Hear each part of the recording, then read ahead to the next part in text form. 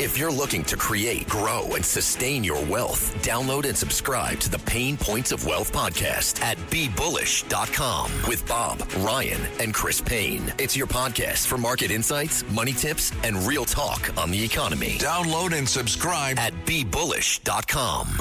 This is the Cats Roundtable with John Catsimatidis. Everywhere around the world, they come to America.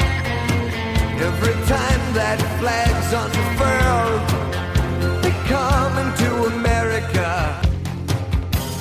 Good morning, America. This is the Cats Roundtable. John Catsimatidis here. We have a great show for you today.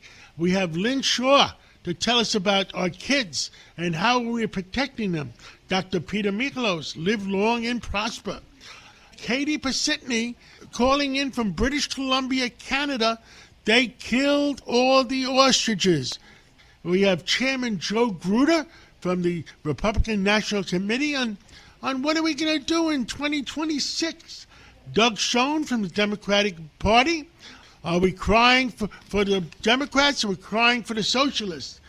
Rod Blagojevich from Illinois, the former governor. What's going on in Chicago? And let's go around the country and talk to General David Petraeus about what's going on in the entire world.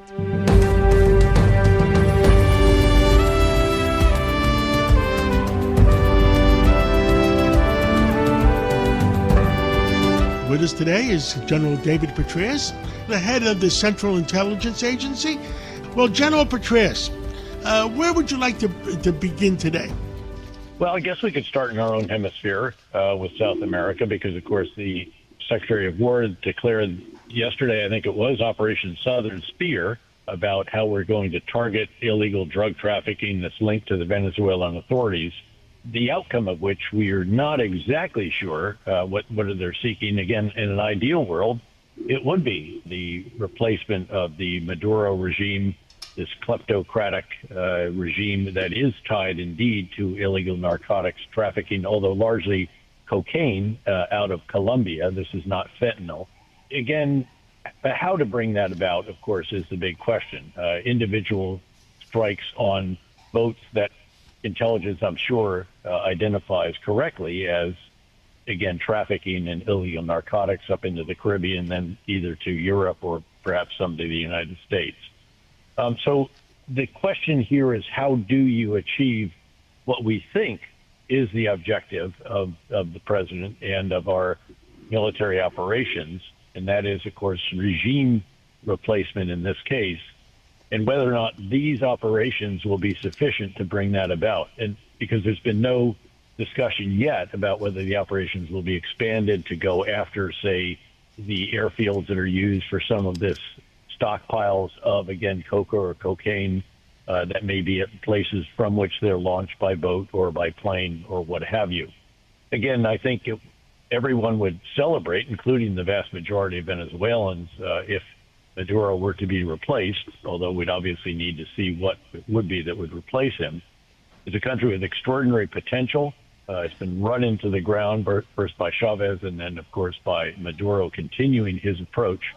But let's see what the actual strategy is, if there is a discussion of that with the public as this operation proceeds. General, I jokingly said that the real president of Venezuela just won the Nobel Peace Prize. Yeah. And she's accepting it December 12th, I think, in Oslo. And I jokingly said to her, well, maybe if you invited President Trump, maybe he'll hand you the keys to Venezuela back. Well, we'll see. We'll see. This latest election, there's no question but that Maduro did not win, and she did.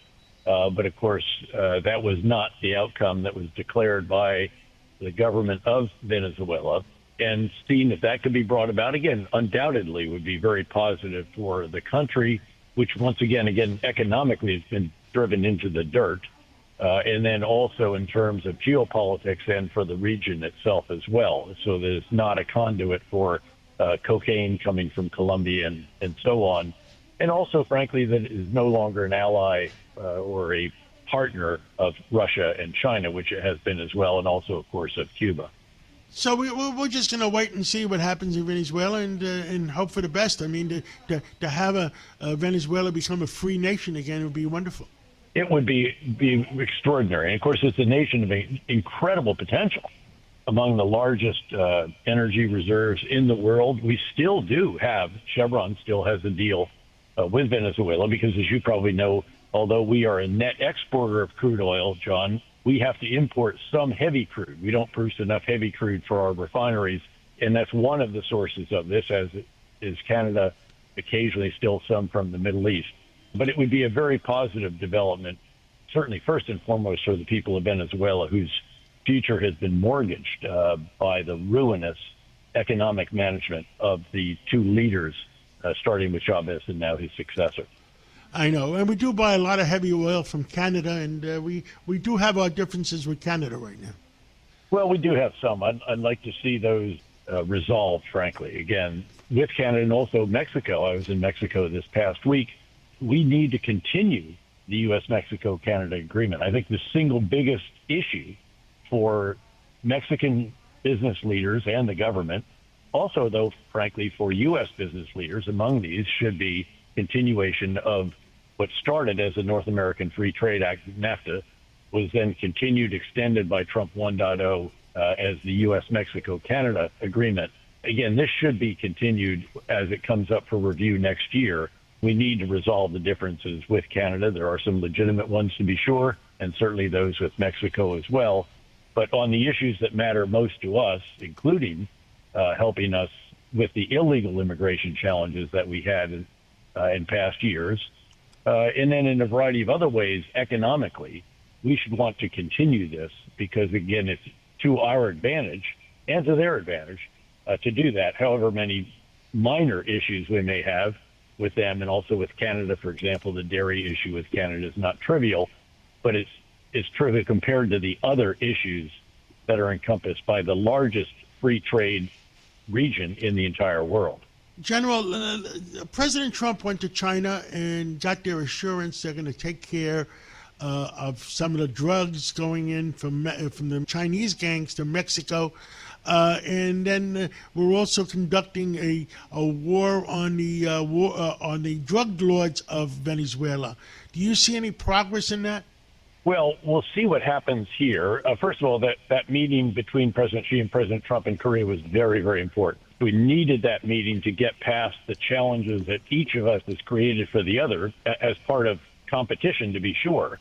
But when China wielded the card that they have that is very significant, it's essentially their monopolistic or at least oligopolistic powers over strategic minerals and rare earths, not to mention magnets used for car manufacturing and a host of other products. That reminded us how dependent we are on them. We're over-dependent, in fact, and we should have for years been pursuing alternative sources of these different commodities that we get from China. The fentanyl issue is a very serious one. Still many, many tens of thousands of Americans dying from that every year, albeit quite reduced from the height of it. And, of course, the source of the chemicals, the precursors, et cetera, by and large is China. Selling to Mexico, though, not to other countries. Again, the other countries, generally it's cocaine or others.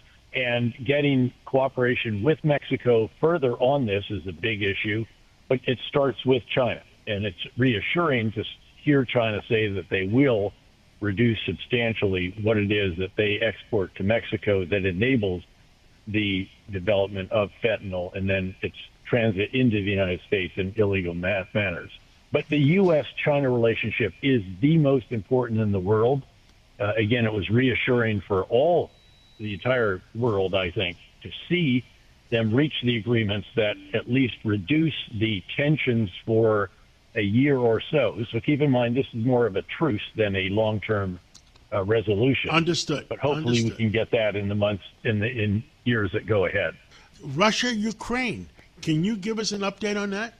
Look, it's very difficult for Ukraine right now, not just on the ground, where the Russians are poised for some what really are still modest achievements, but they are gradually grinding out gains on the ground at exorbitant cost. Again, over 1.1 million killed and wounded on the Russian side, but they're willing to take those casualties for these incremental gains. And there's a couple that are finally going to be achieved after, almost a year, Pokrovsk and some others that could be modestly significant, but also through the air, where Russia has just most recently thrown another massive set of strikes by missiles and drones.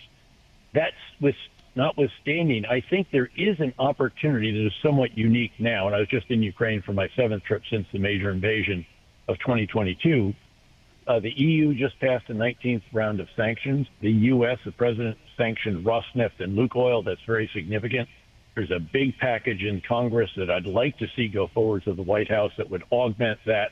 And the EU has a unique opportunity to take the 200 to 250 billion euros worth of frozen reserves in European banks and launder it, if you will, use that as collateral for Euroclear bonds to be given to Ukraine, which is essentially money that they don't have to repay until Russia pays them reparations for all the damage they've done. That would be enormous because it would enable Ukraine to dramatically improve their production of drones. And this is becoming increasingly an unmanned systems war at sea, on the ground, in the air. And actually, I think together with other support from the EU and the U.S. could enable them to stop the Russians cold on the ground. And we then help them do better against the threats through the air and complement that with actions that seek to crush the Russian war economy with further sanctions. I mentioned in particular the U.S. package in the Congress. Senator Graham's leading that effort. And then also to go after those more effectively who are enabling the Russian war machine, which is those who are buying the gas and oil. And we're doing more of that. India, for example, is one of these. And then also those who are enabling the war machine because of their providing the components for it. That is principally China. If you do all of this at this moment when Russia is actually more fragile than people realize economically, they're about to run out of their national welfare funds next year, which would be very significant because that's what they're diverting to continue the production of weapon systems and munitions.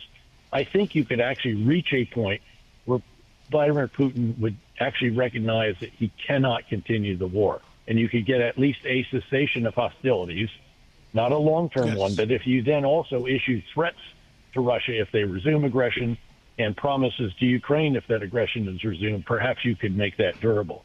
Mohammed bin Salman, the Crown Prince of Saudi Arabia, in the White House next week, if he could then agree to bring on more oil production to make up for that, which would be cut off from Russia, if you see what I mean. So if others buy less from Russia, you need to buy more from Saudi. The market also. Exactly. And the price of oil right now. And Venezuela has promised up to 7 million barrels a day to President Trump. And if that 7 million barrels happens, then the price of crude oil maybe comes down from $60 where it is now, maybe down to the low 50s again. This is entirely possible, although, again, what you want to do for the short term is just keep it where it is. Yes. As you reduce what Russia is able to sell on the market. And you do that by replacing it with typically Saudi. Perhaps we might produce a bit more as well, although we respond more to market forces than to central direction from our government, which is different than some others. General Petraeus, we're out of time. Let's talk again real soon. Let's bring the American people back up to date again. It would be a pleasure, John, as always. Thank you. Thank you so much. You are listening to the Cats Roundtable. We'll be right back. If you're looking to create, grow, and sustain your wealth, download and subscribe to the Pain Points of Wealth podcast at BeBullish.com with Bob, Ryan, and Chris Payne. It's your podcast for market insights, money tips, and real talk on the economy. Download and subscribe at BeBullish.com. Welcome back to the Cats Roundtable.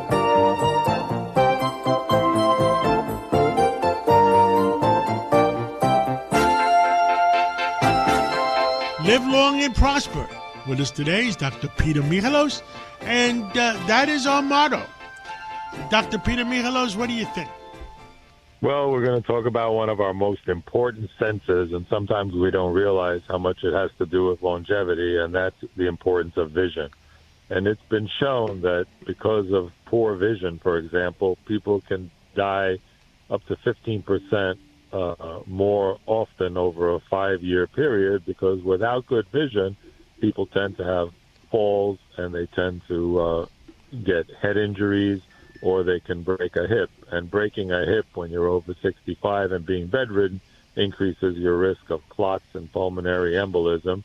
In addition, not having good vision gets people into a lot of car accidents, and that's why in the United States, modern cataract surgery, for example, a common cause of painless gradual visual loss where the human lens gets cloudy and it's replaced with a crystal clear lens, is extremely important and saves thousands of lives, not only of the patient, but other people on the road and street.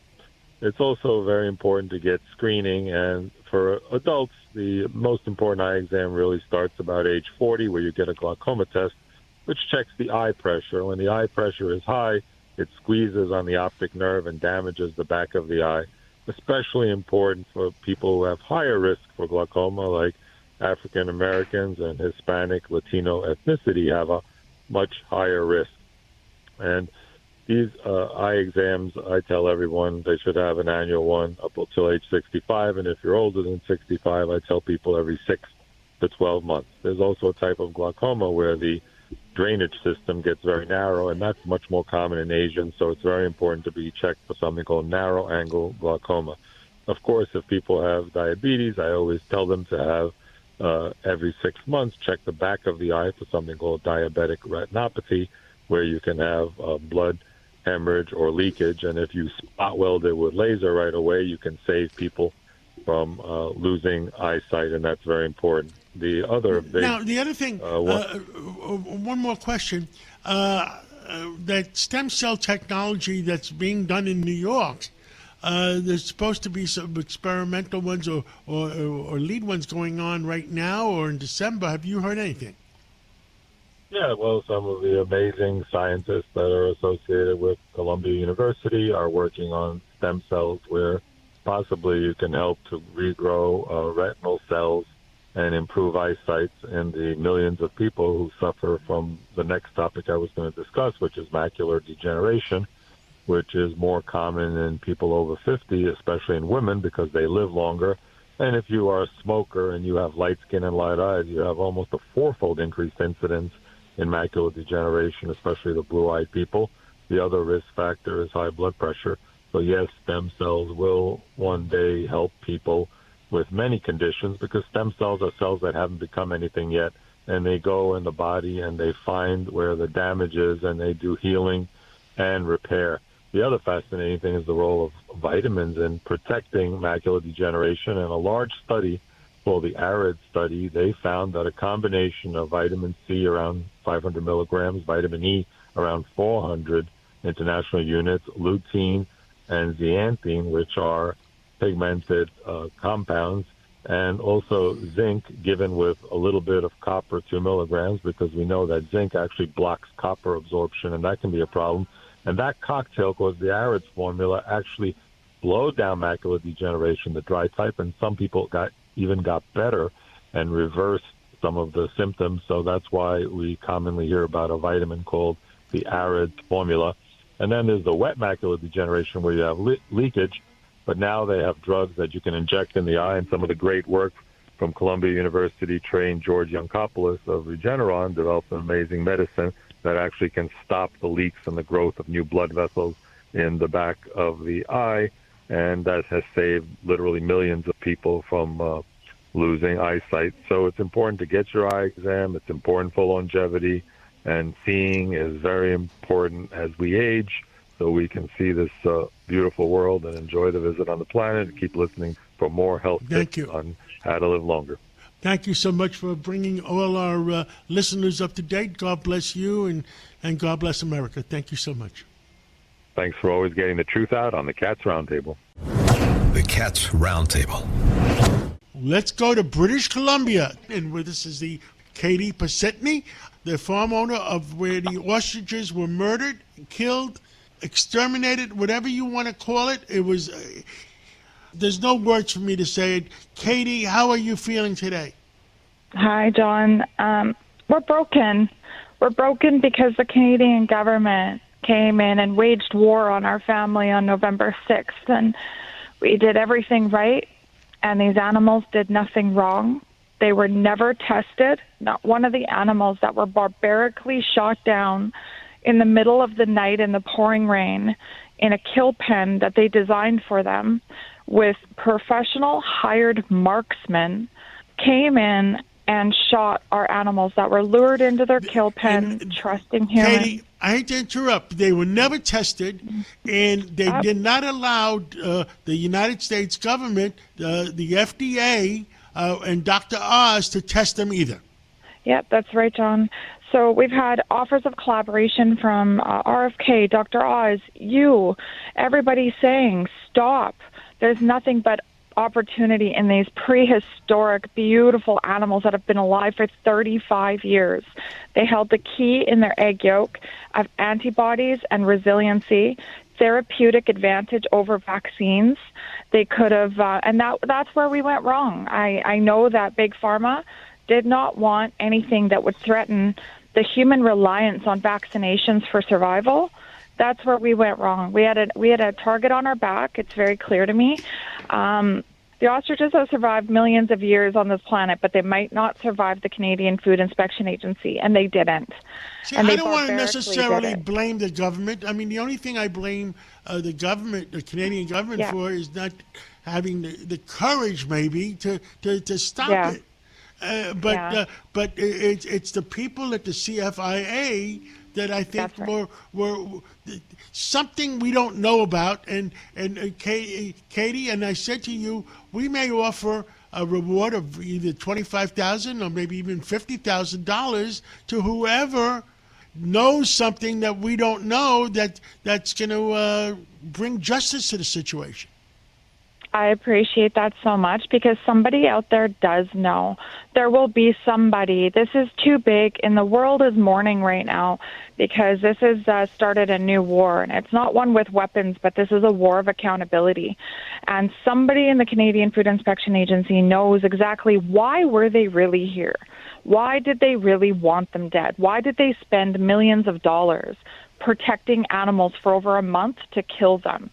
Why did they want them dead so bad when they had survived over 300 days healthy and not one of them tested, but they held opportunity for the world? And they refused to allow anybody else to test them. That's right. Nobody. We were threatened 6 months in jail and a $200,000 fine if we tested them. The U.S. government asked, the Trump administration said, hey, let's collaborate. You relied on us heavily through COVID-19 times for collaboration. What is different now? And that was met with resistance and quiet. Then we offered the Canadian government a stockpile of H5N1 antibodies to actually start to mitigate any kind of risk that there might be, and that was met with silence. This has been... there's a lot of trauma around the world for what people witnessed on November 6th, but I do want to think that on November 6th, the night of November 6th, when all those animals were gunned down when they should have been resting, Canada woke up the world because there's something that doesn't feel right here. And they had to come back in the morning, John. Those cowards with their guns on top of those hay bales, they shot at these animals almost 900 or 1,000 gunshots. It's everybody says between 8 and 1,000 gunshots into our ostriches. And then they had to come back in the morning to finish them off because they were left wounded with their brothers and sisters in pain, and some of them were alive. Then they were loaded by skid steer, like their bodies meant nothing, and put into these dumpsters of Super Safe. And now we are sure the Canadian Food Inspection Agency has put on their website that they have been buried in a deep grave in a landfill. Yet we are almost 100% positive that there is still 2 bins full of our ostriches sitting in Surrey, British Columbia, in a parking lot of a Super Safe place. So we're asking that too. We just want to see in those bins. We want to know that our babies were laid to rest and that supposedly what they said was a virus was handled in a biosecure way.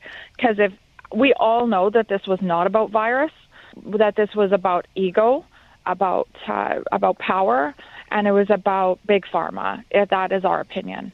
And have we found out yet, is there rumors about which Big Pharma company was involved?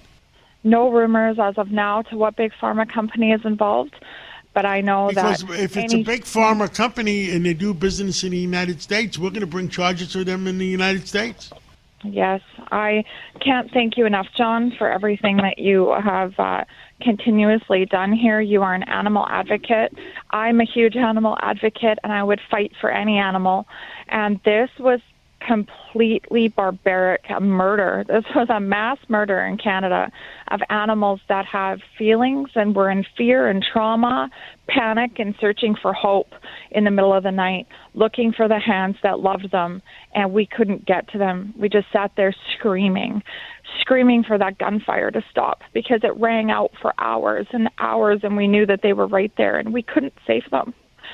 And now our life has changed forever. There's no coming back from this. All of them are gone. They're all gone, and our life has changed forever. We're just sitting with an empty field that used to house 35 years of animals booming in the fields, dancing, laying eggs, excited to see you when you went to go feed them. They weren't chickens. They weren't cattle. They were 35-year-old pets. They had names and personalities, and they're just laying in dumpsters for ego and power. Katie Pasitny, this conversation will continue on and on and on until we get justice for all. Thank you so much for coming on. Thanks. Thank you for listening to the Cats Roundtable. We'll be right back right after this break. Welcome back to the Cats Roundtable. If you ever miss a segment or want to hear it again, go to WABCRadio.com, go to podcasts, go to minicast, and play back your favorite segment.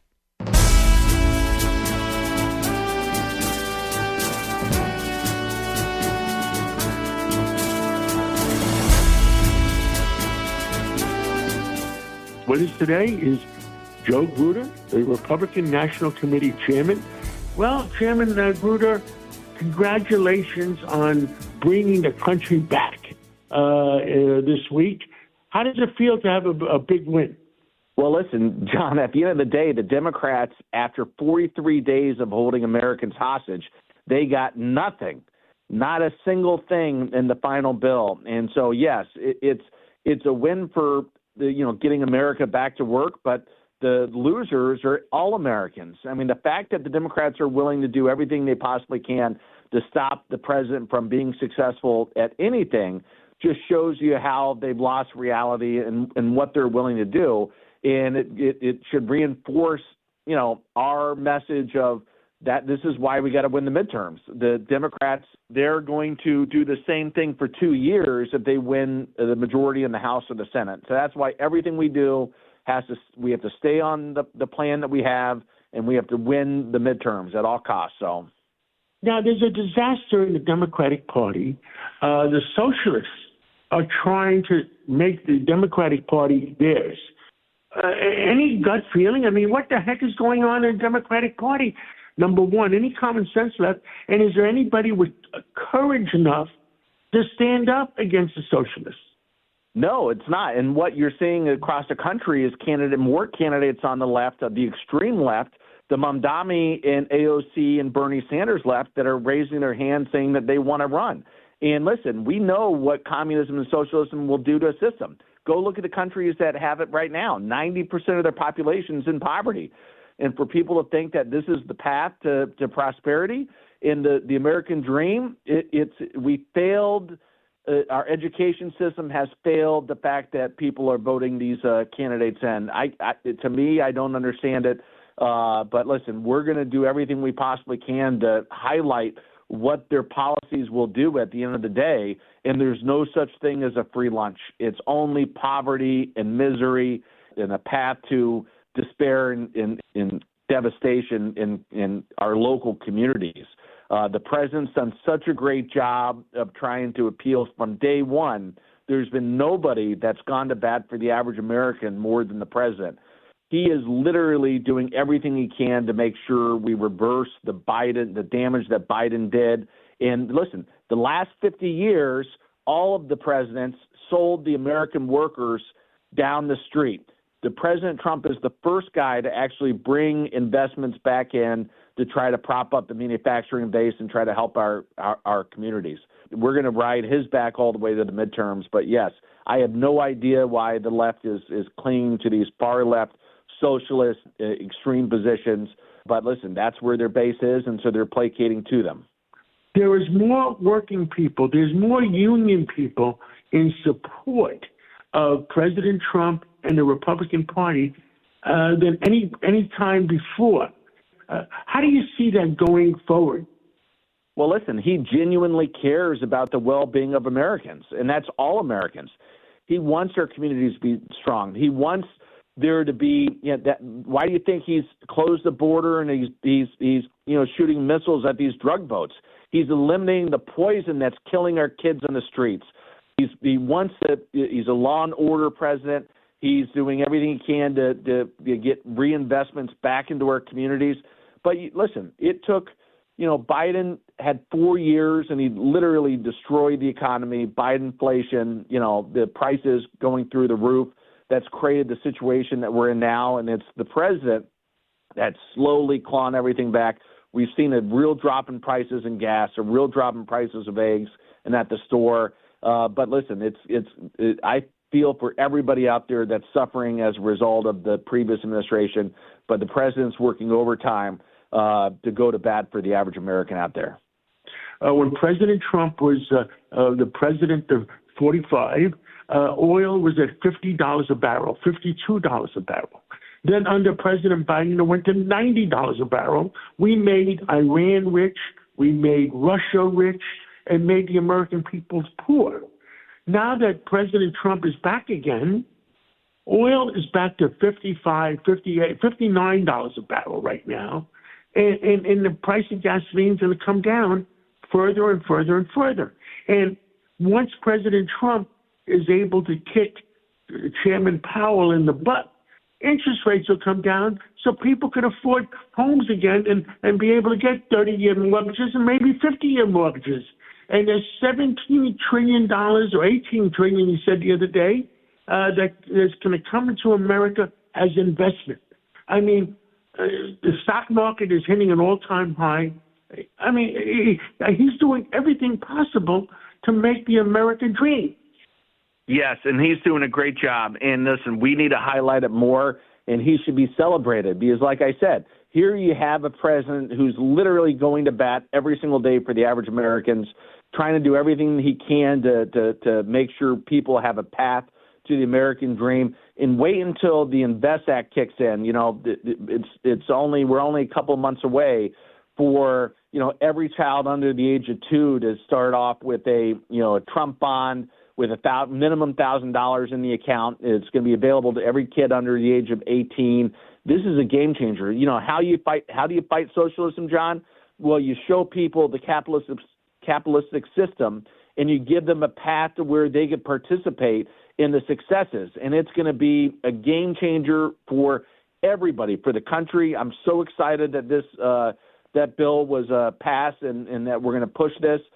Because all of a sudden when kids turn 18, they're going to have a pile of money, and if they're smart, they'll save it until much later on, and they could retire with potentially $1 million or more in their account. That's how we reverse the trend of these socialist policies. It's not by handing them free stuff. It's by giving them a chance to live the American dream, have them participate in it, have them see what it is. And just a personal example, John, I brought my kid's been saved. I have an 11-year-old son. He's been saving, and we put $3,000 into the stock market 2 years ago. And I asked him, "What company do you like?" And I told him, I said, "What company do you want to own?" And we talked about different things. And he settled on Tesla stock, and his stock went from $3,000. I think it's like worth $7,500 today. And every day he wakes up and he looks at where the stock price is, and he understands the value of compounding interest. He understands the value of investing, and that's what hopefully we're going to be able to do with all these kids and all these families across the country. It's going to make a huge impact long term. We had a few disappointments in the election of November 4th, the state of Virginia and the state of New Jersey. Any gut feeling what the heck happened? Because New Jersey was supposed to be almost a winner.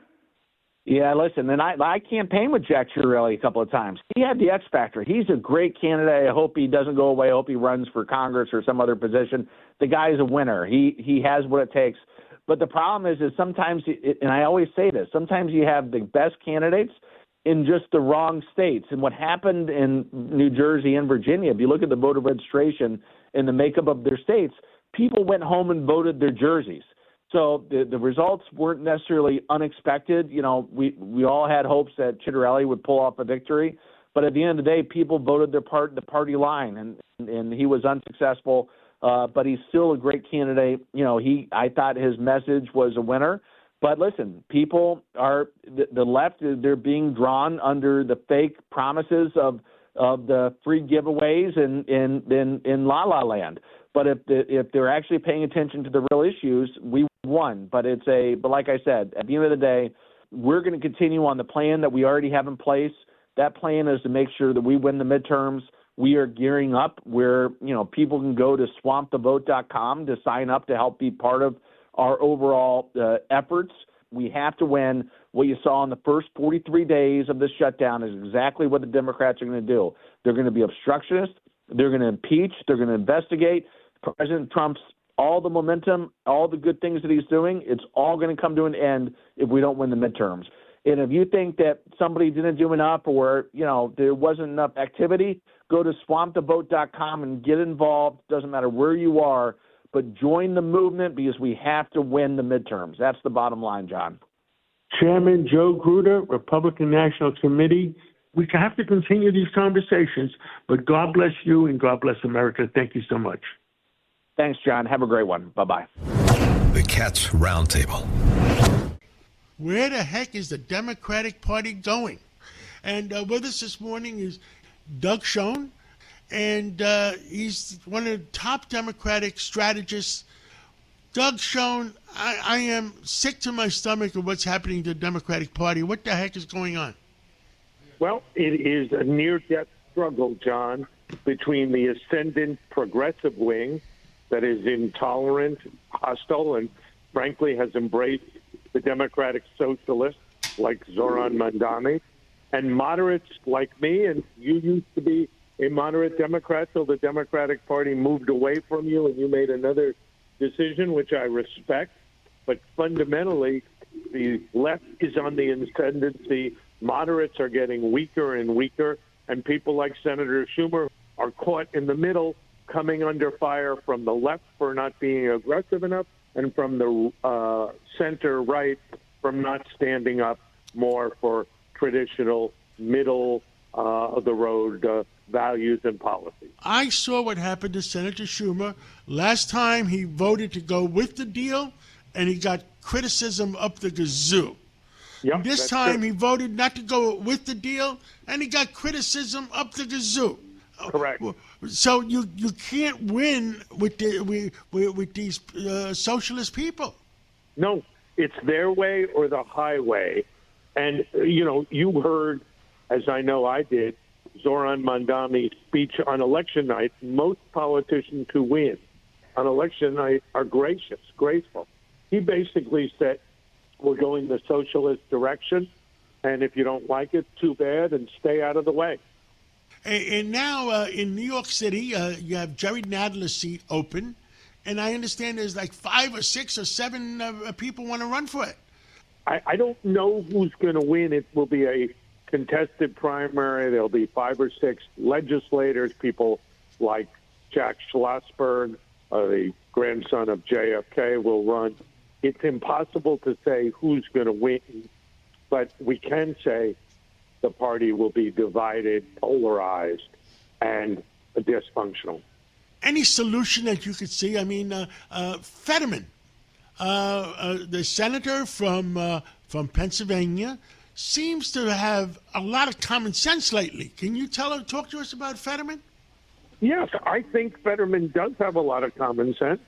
He voted to open the government. He believes in providing health care at an affordable cost, food benefits, but he's not far left. He's a strong supporter of Israel. But those on the left have demonized him, both because of his policies and also because he's had well-publicized health issues that hopefully he is in the process of overcoming. And they have basically said he doesn't belong in the Senate because of those health issues. And to me, that is the height of insensitivity. What can we do? What can me and you do to help bring both sides closer together and just get rid of insanity? Is there anything we can do? I think we have to keep standing up for what we believe in, for principle, for right and wrong, and for what we believe is the greatest country in the world, which is America, and we need to protect and enhance our democracy. Well, thank you, Doug Schoen. Thank you, John. God bless America. Thank you. God bless America is right. Thank you for listening to the Cats Roundtable. We'll be right back right after this break. Welcome back to the Cats Roundtable. Come on, oh, baby, don't you wanna go? Come on, oh, baby, don't you wanna go back to that same old place, sweet home, Chicago. With us today is former governor of Illinois, Rod Blagojevich. Rod, the Democratic Party is in mass confusion. Who is in charge? The Bolsheviks have taken over the Democratic Party. John F. Kennedy, Harry Truman, and Franklin Roosevelt, they're all rolling over in their graves.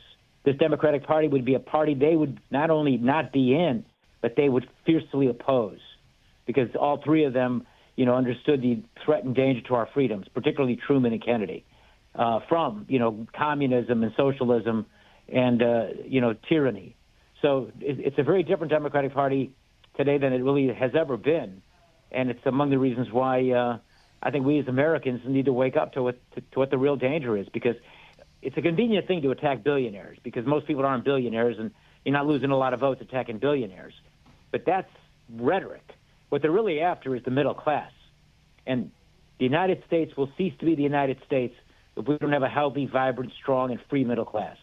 All the gray-haired people from the Democratic Party, didn't they see this coming? And the more centrist Democrats, like me, for example, could we have foreseen this? I think we probably could have, but I don't know that there's that much you can do. It's part of this is a generational thing. And my hope and belief is, frankly, that we shouldn't lose hope that the Democratic Party will come to its senses because, those millennials and these young people, who in so many cases are idealistic and have been taught wrong things in colleges because of the resentments people have who are in universities for other people who have other success in real life. These things are sort of inherent when you're in your 20s. But when you start going to work and you're in your 30s and your 40s, you learn from life experience that the world works a different way than what these professors are teaching you.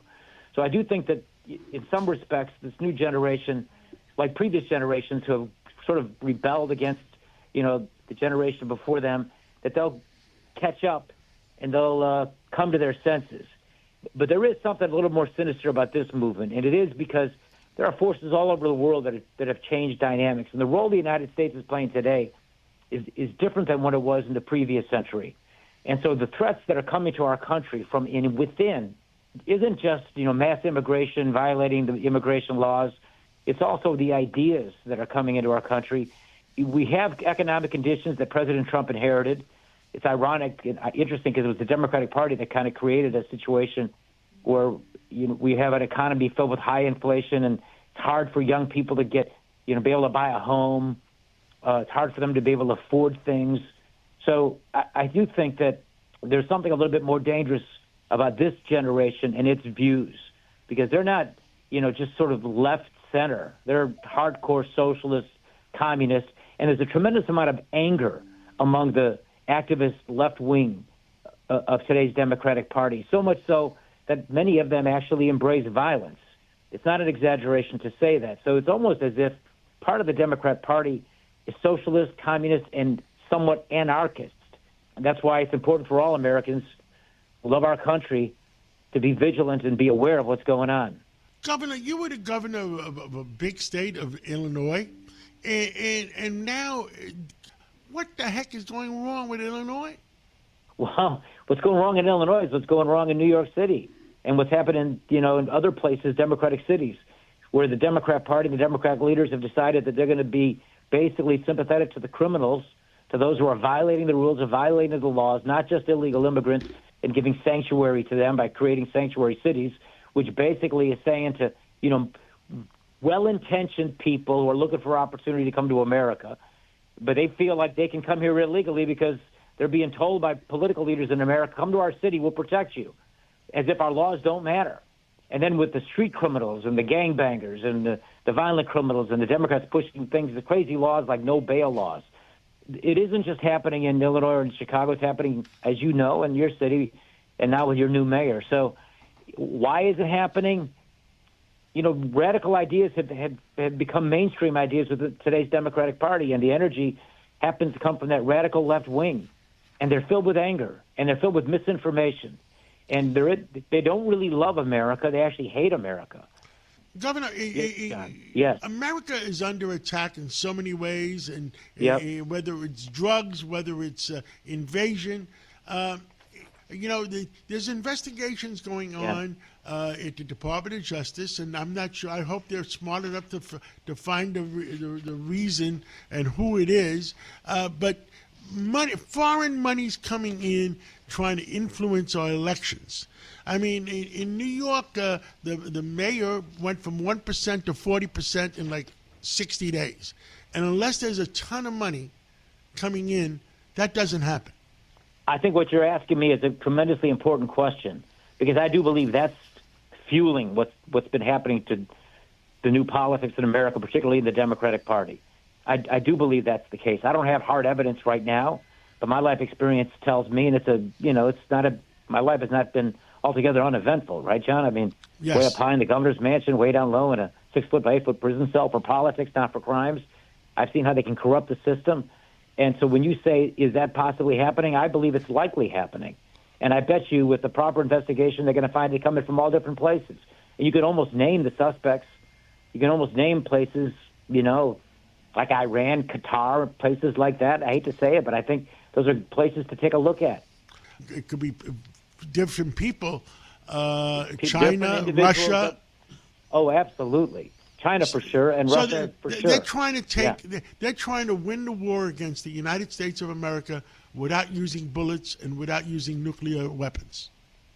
That's exactly how the Roman Empire collapsed, from within, and forces from outside corrupting the system from within. And that's the big danger that we face today. And again, the 21st century challenges are very different from what the 21st century challenge is, very different from the 20th century challenges. After 2 world wars, the second half of that century, America was the superpower. It was, a Pax Americana. That's what JFK called it. And we were without competitors. It's a different world today, and the stuff that those in other countries, like in China and Russia, are doing different things to infect our politics internally, recognizing that the only way we lose our country is if it is destroyed from within. Governor Rod Blagojevich, thank you so much for coming on. Keep fighting for America, because if we all fight together, we will win and not lose. Thank you so much. Thank you, John. The Cats Roundtable.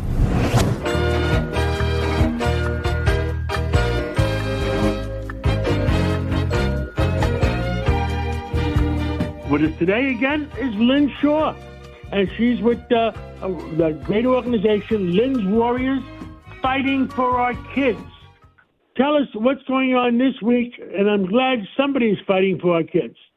Now, John, we always say America first, our children, but I want to this week connect it to 3 great happenings that happened across the globe, because this is why America must listen to some other countries for once. Usually we are the leaders, global leaders, in everything, but with the exploitation of children, John, we are not the leaders. And it hurts me to say that, but we got to share the facts and the truth right here. So here's what's happening.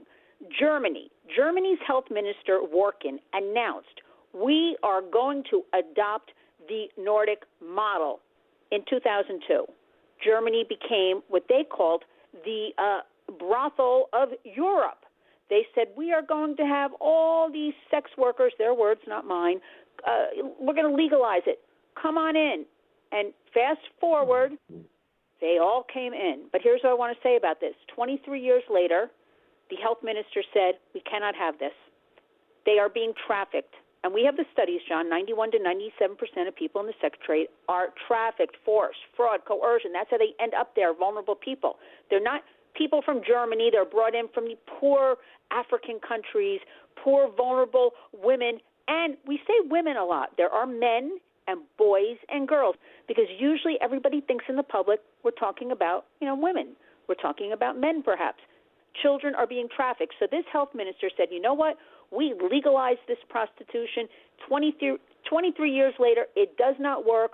We are now going to adopt this legislation that is called the Nordic model, or we like to call it in the United States the survivor's model. So everybody should listen up. I tell you this, John, because in America, there has always been percolating underneath now. I've heard it for 6-7 years. We'll make New York City and New York State the sex tourism capital of the United States.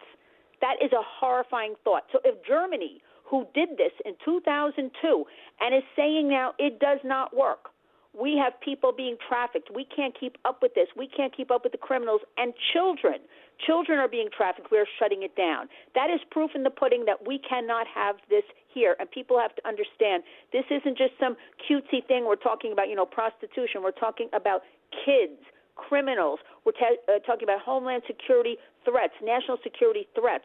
Then the next thing, John, we have is Denmark announced. No children under 15 are going to be allowed on social media. We're banning it.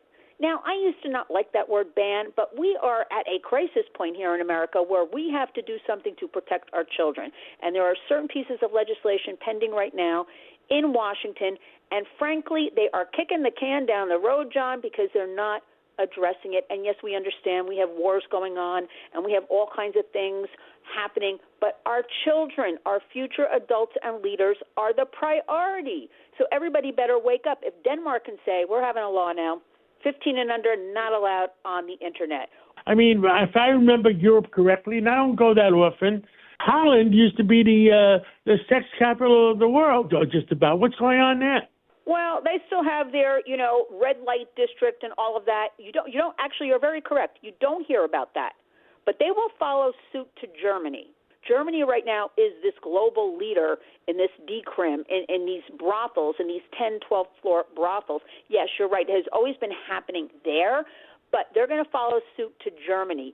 Again, being the people in these, what they call legalized, which they did it because they said it gives these workers, it'll give them health care. They won't have to be afraid of the police. They can regulate, they'll be able to regulate their own businesses. They can register and they can get certain subsidies. It hasn't worked out because none of them register. Very few do. And there are still the traffickers and pimps there. So what's happening there is these, again, are trafficked people. And I bring you again to the point of the demand in 2025, almost 2026. The demand is for children. The younger, the better. So everybody has to understand Holland will follow suit to Germany. But that's a sickness. And my God, that's a real sickness. But, John, with all of this going on, the regular public who's so overwhelmed, and I always say trying to put food on the table and take care of their kids, they're not paying attention to any of this. And why should they? How can they? This is horrible stuff. So they close their eyes. They shut the door. But that's where the predators, the criminals, move in. But you know what? It's the bottom line. So what is your suggestion? Let's get bottom line, because we only got 30 seconds, 40 seconds left. Bottom line is wake up, America. Our government needs to take action. Kids Online Safety Act is pending in Congress. Let's do that. Talk to your kids open and honestly.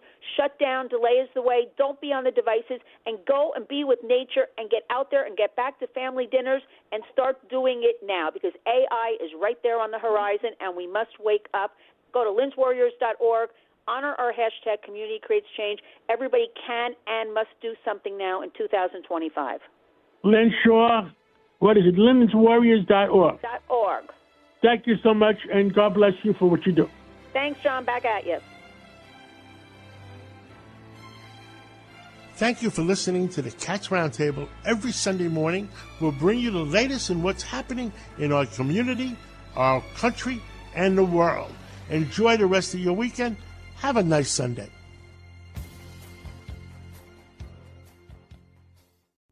If you're looking to create, grow, and sustain your wealth, download and subscribe to the Pain Points of Wealth podcast at BeBullish.com with Bob, Ryan, and Chris Payne. It's your podcast for market insights, money tips, and real talk on the economy. Download and subscribe at BeBullish.com.